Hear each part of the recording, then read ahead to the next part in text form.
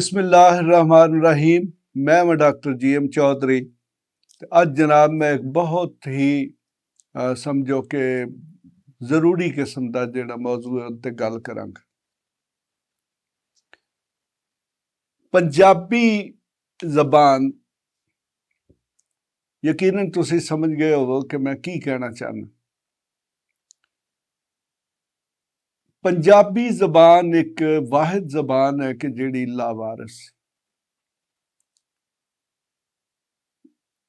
मेरा लफ्ज जिहड़ा लावारस है इहदे तो यकीनन तुहानूं कुछ अंदाजा होया होवेगा कि पंजाब ने एक बहुत वड्डा शायर पैदा किया, सैयद वारिस शाह। मैं ਉਹਦੇ ਮੁਤਲਕ ਇਸ ਤੋਂ ਪਹਿਲਾਂ ਕੁਝ ਜਿਹੜੇ ਪ੍ਰੋਗਰਾਮ ਮੈਂ ਕਰ ਚੁੱਕਾ ਤੇ ਮੇਰਾ ਇਹ ਪਲਾਨ ਹੈ ਕਿ ਮੈਂ ਜੋ ਹੀਰ ਵਾਰਿਸ ਸ਼ਾਹ ਜਿਹਦਾ ਕਿ ਬਹੁਤ ਹੀ ਬੁਲੰਦ ਮਕਾਮ ਪੰਜਾਬੀ ਕਲਚਰ 'ਚ, ਹੀਰ ਵਾਰਿਸ ਸ਼ਾਹ ਜਿੰਨੀ ਖੂਬਸੂਰਤ ਕਿਤਾਬ ਅੱਜ ਤੱਕ ਨਹੀਂ ਲਿਖੀ ਗਈ ਜਿਹਦੇ 'ਚ ਸੈयद ਵਾਰਿਸ ਸ਼ਾਹ ਨੇ ਪੰਜਾਬ ਦੀ ਸਾਰੀ ਜਿਹੜੀ ਸਮਝੋ ਕਿ ਤਹਿਜ਼ੀਬ ਹੈ, ਸਕਾਫਤ ਹੈ, ਰਹਿਣ ਸਹਿਣ ਹੈ, ਲੋਕ ਵਰਤੋਂ ਹੈ, ਮੁਖਤਲਿਫ ਕਿਸਮ ਦੀਆਂ ਰਸਮਾਂ ਔਰ ਰਿਵਾਜਾਂ ਜਿਹੜੀਆਂ ਨੇ ਉਹਨਾਂ ਦੇ ਮੁਤਲਕ ਉਹਨਾਂ ਬੜੀ ਗਹਿਰਾਈ ਨਾਲ ਤੇ ਬੜੇ ਪਿਆਰੇ ਅੰਦਾਜ਼ ਨਾਲ ਗੱਲ ਕੀਤੀ। ਤੇ ਯਕੀਨਨ ਅਗਰ ਵਾਰਿਸ ਸ਼ਾਹ ਪੰਜਾਬੀ ਦੇ ਵਿੱਚ ਆਪਣੇ ਜ਼ਿਹਨ ਨੂੰ, ਆਪਣੇ ਜ਼ਮੀਰ ਨੂੰ ਅੱਛੇ ਤਰੀਕੇ ਨਾਲ ਬਿਆਨ ਕਰ ਸਕਦਾ ਤੇ ਅੱਜ ਦਾ ਪੰਜਾਬੀ ਉਹ ਕਿਉਂ ਨਹੀਂ ਕਰ ਸਕਦਾ। ਤਾਂ ਮੈਂ ਇਸ ਹਵਾਲੇ ਨਾਲ ਦਾਦ ਦਿਆਂਗਾ ਆਪਣੇ ਯਾਨੀ ਕਿ ਜਿਹੜਾ ਚੜ੍ਹਦਾ ਪਸ, ਚੜ੍ਹਦਾ ਪੰਜਾਬ ਜਿਹਨੂੰ ਕਹਿੰਦੇ ਆ, ਚੜ੍ਹਦੇ ਪੰਜਾਬ ਤੋਂ ਮੁਰਾਦ ਹੈ ਇੰਡੀਅਨ ਪੰਜਾਬ, ਲਹਿੰਦਾ ਪੰਜਾਬ ਜਿਹੜਾ ਹੈ ਪਾਕਿਸਤਾਨੀ ਪੰਜਾਬ। ਸਿਰਫ ਇਹਨਾਂ ਦੇ ਵਿੱਚ ਥੋੜਾ ਜਿਹਾ ਮਜ਼ਹਬੀ ਫਰਕ ਹੈ, ਵਰਨਾ ਜਿੱਥੋਂ ਤੱਕ ਤਲਕ ਹੈ ਅਗਰ ਤੁਸੀਂ ਇੰਡੀਆ ਦੀ ਔਰ ਖਾਸ ਤੌਰ ਤੇ ਪੰਜਾਬ ਦੀ ਬਾਰਡਰ ਤੇ ਚਲੇ ਜਾਓ, ਵਾਘੇ ਚਲੇ ਜਾਓ ਤੇ ਬਿਲਕੁਲ ਸੇਮ ਸ਼ਕਲਾਂ, ਸੇਮ ਰੰਗ, ਸੇਮ ਕਦੋ ਕਾਠ, ਜ਼ਬਾਨ ਵੀ ਸੇਮ, ਇੱਕੋ ਹੀ ਜ਼ਬਾਨ ਬੋਲਦੇ ਨੇ ਲੇਕਿਨ ਔਰ ਇਹਨਾਂ ਦੇ ਖਾਸ ਤੌਰ ਤੇ ਜਿਹੜਾ ਕਲਚਰ ਔਰ ਸਕਾਫਤ ਇਹਦੇ ਵਿੱਚ ਵੀ ਕੋਈ ਖਾਸ ਫਰਕ ਨਹੀਂ। ਲੇਕਿਨ ਇੱਕ ਬੜਾ ਵੱਡਾ ਫਰਕ ਹੈ ਕਿ ਜਿਹੜਾ ਸਾਡਾ ਚੜ੍ਹਦਾ ਪੰਜਾਬ ਹੈ ਉੱਥੇ ਬੜੇ ਫਖਰ ਨਾਲ ਪੰਜਾਬੀ ਜਿਹੜੇ ਨੇ ਪੰਜਾਬੀ ਜ਼ਬਾਨ ਬੋਲਦੇ ਨੇ, ਜਬ ਕਿ ਉਹਦੇ ਬਰਅਕਸ ਸਾਡਾ ਜਿਹੜਾ ਲਹਿੰਦਾ ਪੰਜਾਬ ਯਾਨੀ ਕਿ ਪਾਕਿਸਤਾਨੀ ਪੰਜਾਬ, ਇੱਥੇ ਪੰਜਾਬੀ ਆਪਣੇ ਘਰਾਂ 'ਚ ਵੀ ਪੰਜਾਬੀ ਨਹੀਂ ਬੋਲਦੇ। ਹੁਣ ਸਵਾਲ ਪੈਦਾ ਹੁੰਦਾ ਕਿ ਅਸੀਂ ਕਿਹੜੀ ਜ਼ੁਬਾਨ ਬੋਲਦੇ ਹਾਂ। ਯਕੀਨਨ ਸਾਡੇ ਲੋਕ ਜਿਹੜੇ ਨੇ ਉਹ ਉਰਦੂ ਜ਼ੁਬਾਨ ਘਰਾਂ 'ਚ ਬੋਲਣ ਦੀ ਕੋਸ਼ਿਸ਼ ਕਰਦੇ ਨੇ ਜਾਂ ਆਪਣੇ ਬੱਚਿਆਂ ਨੂੰ ਸਿਖਾਉਂਦੇ ਨੇ, ਜਾਂ ਫਿਰ ਜਿਹੜੀ ਸਾਡੀ ਅਲੀਟ ਕਲਾਸ ਹੈ ਉਹਦੀ ਕੋਸ਼ਿਸ਼ ਹੁੰਦੀ ਹੈ ਕਿ ਆਪਣੇ ਬੱਚੇ ਜਿਹੜੇ ਨੇ ਉਹਨਾਂ ਨੂੰ ਅੰਗਰੇਜ਼ੀ ਸਿਖਾਉਣ। ਤੇ ਉਹ ਯਕੀਨਨ ਜਿਸ ਕਿਸਮ ਦੀ ਅੰਗਰੇਜ਼ੀ ਬੋਲਦੇ ਨੇ ਜਾਂ ਜਿਸ ਕਿਸਮ ਦੀ ਅੰਗਰੇਜ਼ੀ ਲਿਖਦੇ ਨੇ, ਅਗਰ ਇਸ ਚੀਜ਼ ਦੀ ਕੋਈ ਸਜ਼ਾ ਹੁੰਦੀ ਤੇ ਮੇਰਾ ਖਿਆਲ ਉਹ ਸਾਰੇ ਹੀ ਅੰਦਰ ਹੁੰਦੇ, ਸਾਰੇ ਹੀ ਜੇਲ੍ਹਾਂ 'ਚ ਹੁੰਦੇ। ਉਹਨਾਂ ਅੰਗਰੇਜ਼ੀ ਜ਼ਬਾਨ ਨੂੰ ਤਬਾਹ ਬਰਬਾਦ ਕਰਕੇ ਰੱਖਤਾ। ਉਹ ਕੀ ਕਹਿੰਦੇ ਨੇ ਜੀ, ਉਰਦੂ ਦਾ ਮੁਹਾਵਰਾ ਕਿ ਕव्वा चला हंस की चाल और अपनी भी भूल बैठा। तो देखें कि कोई भी कौम, कोई भी इंसान ਜਿਹੜਾ ਉਹ ਜਿਤਨੇ ਅੱਛੇ ਤਰੀਕੇ ਨਾਲ ਆਪਣੇ ਖਿਆਲਾਤ, ਆਪਣੀਆਂ ਸੋਚਾਂ ਨੂੰ ਆਪਣੀ ਮਾਦਰੀ ਜ਼ਬਾਨ ਦੇ ਵਿੱਚ ਜਾਂ ਆਪਣੀ ਜਿਹੜੀ ਸਕਾਫਤੀ ਜ਼ਬਾਨ ਹੈ ਉਹਦੇ 'ਚ ਬਿਆਨ ਕਰ ਸਕਦਾ, ਉਹ ਹੋਰ ਕਿਸੇ ਜ਼ਬਾਨ 'ਚ ਨਹੀਂ ਕਰ ਸਕਦਾ। ਕੁਛ ਲੋਕਾਂ ਨੂੰ ਇਹ ਵੀ ਗਲਤਫਹਿਮੀ ਹੈ ਕਿ ਜੀ ਪੰਜਾਬੀ ਜ਼ੁਬਾਨ ਜਿਹੜੀ ਹੈ ਇਹਦਾ ਤੇ ਕੋਈ ਦਾਮਨ ਹੀ ਇੰਨਾ ਵਸੀਹ ਨਹੀਂ। तो कुछ लोगों ਨੂੰ ਇਹ ਜੀ ਕਿ ਇਹਦੀ ਤੇ ਖਾਸ ਤਾਰੀਖ ਵੀ ਨਹੀਂ। ਤਾਂ ਮੈਂ ਅੱਜ ਤੁਹਾਨੂੰ ਥੋੜ੍ਹੀ ਜਿਹੀ ਇਹ ਦੱਸਾਂਗਾ ਕਿ ਜਿੰਨੇ ਵੀ ਪੰਜਾਬੀ ਨੇ ਜਿੱਥੇ ਮੌਜੂਦ ਨੇ, ਚਾਹੇ ਉਹ ਚੜ੍ਹਦੇ ਪੰਜਾਬ 'ਚ ਨੇ ਜਾਂ ਉਹ ਲਹਿੰਦੇ ਪੰਜਾਬ 'ਚ ਨੇ, ਉਹਨਾਂ ਨੂੰ ਕਿਸੇ ਕਿਸਮ ਦੇ ਅਹਿਸਾਸੇ ਕਮਤਰੀ ਦਾ ਯਾਨੀ ਕਿ ਘਟੀਆਪਨ ਦਾ ਸ਼ਿਕਾਰ ਨਹੀਂ ਹੋਣਾ ਚਾਹੀਦਾ ਕਿ ਉਹਨਾਂ ਦੀ ਜ਼ਬਾਨ ਦੀ ਕੋਈ ਤਾਰੀਖ ਨਹੀਂ।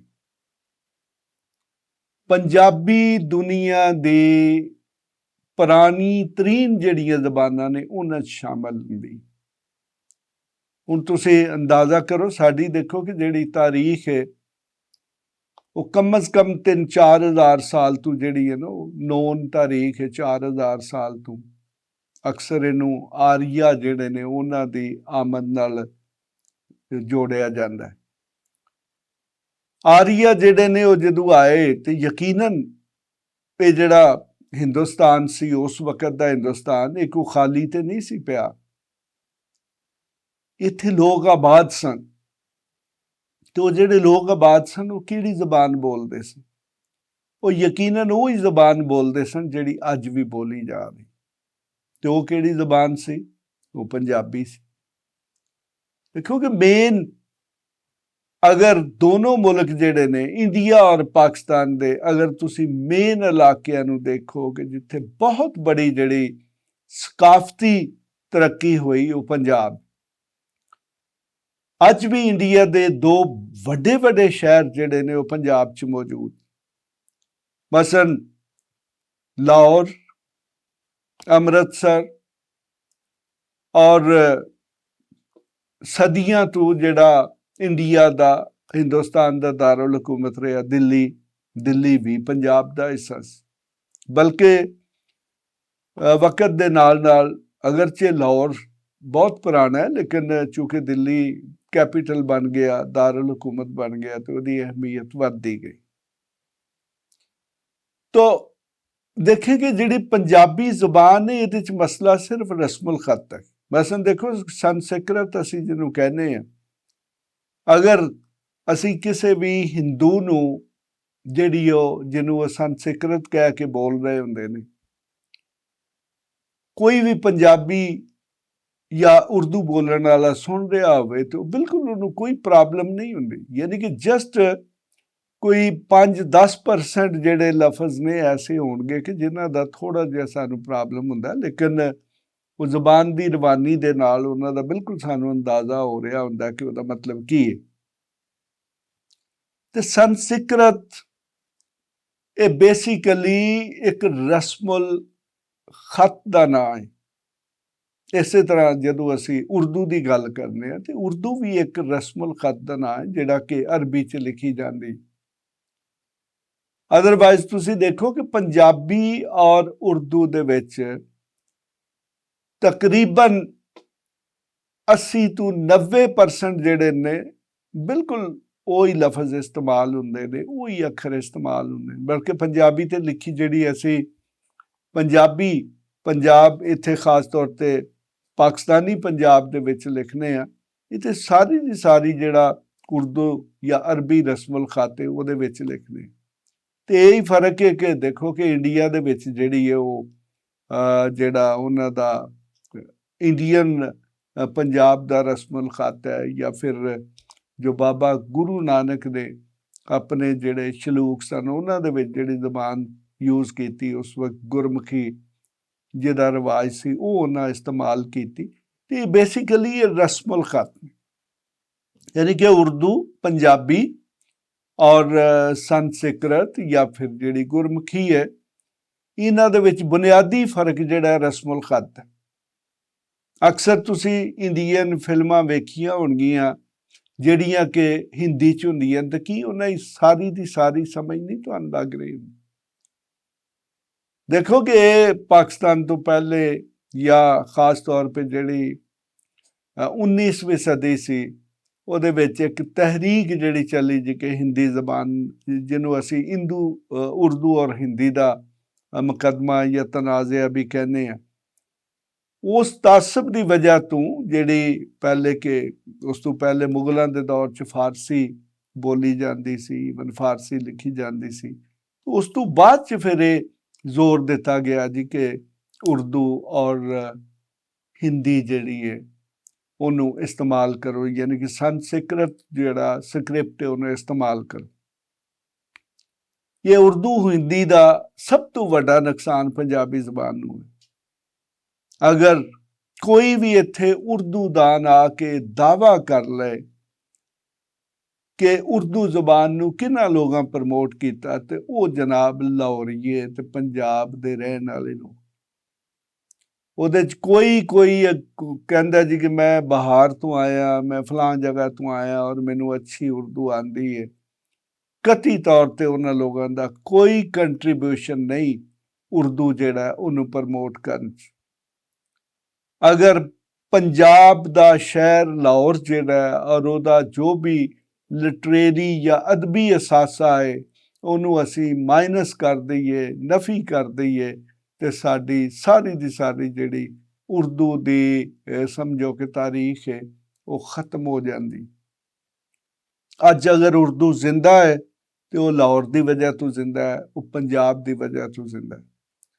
ਮੈਂ ਕਿਸੇ ਐਸੇ ਉਰਦੂ ਸਪੀਕਿੰਗ ਨੂੰ ਨਹੀਂ ਜਾਣਦਾ ਜਿਹੜਾ ਕਿ ਲਾਹੌਰ ਕਿਸੇ ਲਾਹੌਰੀਏ ਸ਼ਾਇਰ ਜਾਂ ਫਿਰ ਲਾਹੌਰੀਆ ਜਿਹੜਾ ਅਦੀਬ ਹੈ ਉਹਦੇ ਮੁਕਾਬਲੇ ਤੇ ਅੱਛੀ ਉਰਦੂ ਲਿਖ ਸਕੇ। ਹਾਲਾਂਕਿ ਉਹ ਲੋਕ ਕਹਿੰਦੇ ਅਸੀਂ ਤੇ ਹੈ ਹੀ ਉਰਦੂ ਸਪੀਕਿੰਗ, ਔਰ ਇਹਦੇ 'ਚ ਕੋਈ ਸ਼ੱਕ ਵੀ ਨਹੀਂ ਕਿ ਉਹ ਆਪਣੇ ਘਰਾਂ 'ਚ ਉਰਦੂ ਬੋਲਦੇ। ਲੇਕਿਨ ਸਿਵਾਏ ਚੰਦ ਇੱਕ ਲੋਕਾਂ ਤੋਂ, ਉਹ ਵੀ ਇੱਕ ਆਪਣੇ ਤਾਸਬ ਦੀ ਵਜ੍ਹਾ ਤੋਂ, ਚੂँਕਿ ਉਹਨਾਂ ਕੋਲ ਸਰਕਾਰੀ ਅਹੁਦੇ ਸਨ, ਉਹਨਾਂ ਨੂੰ ਪ੍ਰਮੋਟ ਕੀਤਾ ਗਿਆ ਜੀ ਕਿ ਇਹ ਬਹੁਤ ਅੱਛੇ ਉਰਦੂ ਦਾਨ ਨੇ। ਅਦਰਵਾਈਜ਼ ਜਿੰਨੀ ਖਿਦਮਤ ਲਾਹੌਰ ਨੇ ਉਰਦੂ ਦੀ ਕੀਤੀ ਉਨੀ ਹੋਰ ਕਿਸੇ ਜਗ੍ਹਾ ਨਹੀਂ ਕੀਤੀ। ਹਾਲਾਂਕਿ ਲਾਹੌਰੀਆਂ ਨੇ ਇੱਕ ਬਾਹਰ ਦੀ ਜ਼ਬਾਨ ਨੂੰ ਤੇ ਪ੍ਰਮੋਟ ਕੀਤਾ ਔਰ ਆਪਣੀ ਜ਼ਬਾਨ ਨਾਲ ਜ਼ਿਆਦਤੀ ਕੀਤੀ, ਯਾਨੀ ਕਿ ਪੰਜਾਬੀ ਨਾਲ ਜ਼ਿਆਦਤੀ ਕੀਤੀ। ਬੜੀ ਦਿਲਚਸਪ ਗੱਲ ਹੈ ਕਿ ਲਾਹੌਰ ਜਿਹੜਾ ਉਹ ਪੰਜਾਬ ਦਾ ਦਾਰੁਲ ਹਕੂਮਤ ਹੈ ਔਰ ਲਾਹੌਰ ਦੇ ਵਿੱਚ ਕੋਈ ਪੰਜਾਬੀ ਸ਼ਾਇਦ ਅਖਬਾਰ ਨਹੀਂ। ਵੈਸੇ ਤਾਂ ਹੁਣ ਸਾਰੇ ਹੀ ਅਖਬਾਰ ਖਤਮ ਹੋ ਗਏ ਨੇ। ਮੁਖਤਲਿਫ ਔਕਾਤ ਦੇ ਵਿੱਚ, ਯਾਨੀ ਕਿ ਮੁਖਤਲਿਫ ਵਕਤਾਂ ਦੇ ਵਿੱਚ ਲਾਹੌਰ 'ਚ ਲੋਕਾਂ ਨੇ ਪੰਜਾਬੀ ਅਖਬਾਰ ਸ਼ੁਰੂ ਕਰਨ ਦੀ ਕੋਸ਼ਿਸ਼ ਕੀਤੀ, ਲੇਕਿਨ ਲਾਹੌਰੀਆਂ ਨੇ ਤੇ ਬਾਕੀ ਪੰਜਾਬ ਦੇ ਲੋਕ ਜਿਹੜੇ ਨੇ ਉਹਨਾਂ ਕਦੇ ਵੀ ਉਸ ਅਖਬਾਰ ਨੂੰ ਖਰੀਦਿਆ ਨਹੀਂ ਤੇ ਪੜ੍ਹਿਆ ਨਹੀਂ। ਤੋ ਇਸ ਕਰਕੇ ਮੇਰਾ ਅੱਜ ਦੀ ਜਿਹੜੀ ਡਿਸਕਸ਼ਨ ਸੀ ਇਹਦਾ ਅਸਲ ਮਕਸਦ ਇਹ ਸੀ ਕਿ ਮੈਂ ਪੰਜਾਬੀਆਂ ਨੂੰ ਇਹ ਦੱਸਣਾ ਚਾਹੁੰਦਾ ਸਾਂ ਕਿ ਉਹਨਾਂ ਨੂੰ ਕਿਸੇ ਕਿਸਮ ਦੇ ਅਹਿਸਾਸੇ ਕਮਤਰੀ ਦਾ ਸ਼ਿਕਾਰ ਨਹੀਂ ਹੋਣਾ ਚਾਹੀਦਾ, ਕਿਉਂਕਿ ਪੰਜਾਬੀ ਦੁਨੀਆ ਦੀ ਪੁਰਾਣੀਆਂ ਤਰੀਨ ਜ਼ਬਾਨਾਂ 'ਚ ਸ਼ਾਮਲ ਹੈ ਔਰ ਸਿਰਫ ਅਗਰ ਇਹਦੇ ਰਸਮੁਲ ਖਤ ਨੂੰ ਜਿਹੜਾ ਉਹਨੂੰ ਅਸੀਂ ਤੈਅ ਕਰ ਲਈਏ ਕਿ ਇਹਦਾ ਕਿਹੜਾ ਰਸਮੁਲ ਖਤ ਸੀ। ਯਕੀਨਨ ਅਗਰ ਪੁਰਾਣੀ ਪੰਜਾਬੀ ਦੇਖੀ ਜਾਏ ਤਾਂ ਉਹ ਸੰਸਕ੍ਰਿਤ ਲਿਖੀ ਜਾਂਦੀ ਸੀ, ਫਿਰ ਉਸ ਤੋਂ ਬਾਅਦ 'ਚ ਗੁਰਮੁਖੀ 'ਚ ਆ ਗਈ, ਫਿਰ ਉਸ ਤੋਂ ਬਾਅਦ 'ਚ ਅਸੀਂ ਪੰਜਾਬੀ ਨੂੰ ਫਾਰਸੀ ਜਾਂ ਉਰਦੂ ਰਸਮੁਲ ਖਤ 'ਚ ਲਿਖਣਾ ਸ਼ੁਰੂ ਕਰਤਾ। ਤੇ ਲੇਕਿਨ ਇਹਦੇ 'ਚ ਕੋਈ ਸ਼ੱਕ ਨਹੀਂ ਕਿ ਅੱਜ ਤੋਂ 2000 ਸਾਲ ਪਹਿਲੇ, ਅੱਜ ਤੋਂ 3000 ਸਾਲ ਪਹਿਲੇ, ਅੱਜ ਤੋਂ 4000 ਸਾਲ ਪਹਿਲੇ, ਯਾਨੀ ਕਿ ਜਿਤਨੀ ਵੀ ਇਸ ਇਲਾਕੇ ਦੀ ਤਾਰੀਖ ਮੌਜੂਦ ਹੈ ਉਹਦੇ 'ਚ ਅਗਰ ਕਿਤੇ ਪੰਜਾਬ ਮੌਜੂਦ ਸੀ ਤੇ ਇੱਥੋਂ ਦੇ ਵਸਨੀਕ, ਇੱਥੋਂ ਦੇ ਲੋਕ ਪੰਜਾਬੀ ਹੀ ਬੋਲਦੇ ਸਨ। ਮੈਂ ਇਸ ਮੌਜੂ ਨੂੰ ਲੈ ਕੇ ਅੱਗੇ ਚੱਲਾਂਗਾ। ਤੁਸੀਂ ਮੇਰਾ ਜਿਹੜਾ ਚੈਨਲ ਹੈ ਇਹਨੂੰ ਸਬਸਕ੍ਰਾਈਬ ਕਰ ਲਓ। ਮੈਂ ਤੁਹਾਨੂੰ ਪੰਜਾਬੀ ਦੀ ਹਿਸਟਰੀ ਔਰ ਪੰਜਾਬੀ ਵਿੱਚ ਬੜੇ ਜਿਹੜੇ ਕੰਮ ਹੋਏ ਨੇ ਜਾਂ ਮੁਖਤਲਿਫ ਸੂਫੀਆਂ ਨੇ ਸ਼ਾਇਰੀ ਕੀਤੀ ਜਾਂ ਮੁਖਤਲਿਫ ਅਦੀਬਾਂ ਨੇ ਕੰਮ ਕੀਤਾ, ਉਹ ਵੀ ਮੈਂ ਤੁਹਾਡੀ ਖਿਦਮਤ 'ਚ ਪੇਸ਼ ਕਰਾਂਗਾ। ਮੈਂ ਇਹ ਚਾਹੁੰਦਾ ਕਿ ਮੇਰਾ ਕੋਈ ਤਾਸੁਬ ਨਹੀਂ, ਲੇਕਿਨ ਮੈਂ ਕਹਿੰਦਾ ਕਿ ਜਿਹੜੀ ਪੰਜਾਬੀ ਹੈ ਉਹਦਾ ਜਿਹੜਾ ਹਿੱਸਾ ਹੈ ਸਾਡੇ ਕਲਚਰ ਜਾਂ ਸਕਾਫਤ ਦੇ ਵਿੱਚ ਉਹਨੂੰ ਮਿਲਣਾ ਚਾਹੀਦਾ। ਇਸ ਦੇ ਨਾਲ ਹੀ ਮੈਂ ਇਜਾਜ਼ਤ ਮੰਗਣਾ। ਖੁਦਾ ਹਾਫਿਜ਼। ਇਸ ਤਰ੍ਹਾਂ ਦੀਆਂ ਹੋਰ ਵੀਡੀਓਜ਼ ਲਈ ਇਸ ਚੈਨਲ ਨੂੰ ਸਬਸਕ੍ਰਾਈਬ ਕਰੋ ਅਤੇ ਜੇਕਰ ਤੁਹਾਡੇ ਕੋਈ ਸਵਾਲ ਹਨ ਤਾਂ ਸਾਨੂੰ ਕਮੈਂਟ ਵਿੱਚ ਪੁੱਛੋ ਅਤੇ ਇਸ ਵੀਡੀਓ ਨੂੰ ਆਪਣੇ ਦੋਸਤਾਂ ਅਤੇ ਯਾਰਾਂ ਨਾਲ ਸ਼ੇਅਰ ਕਰੋ।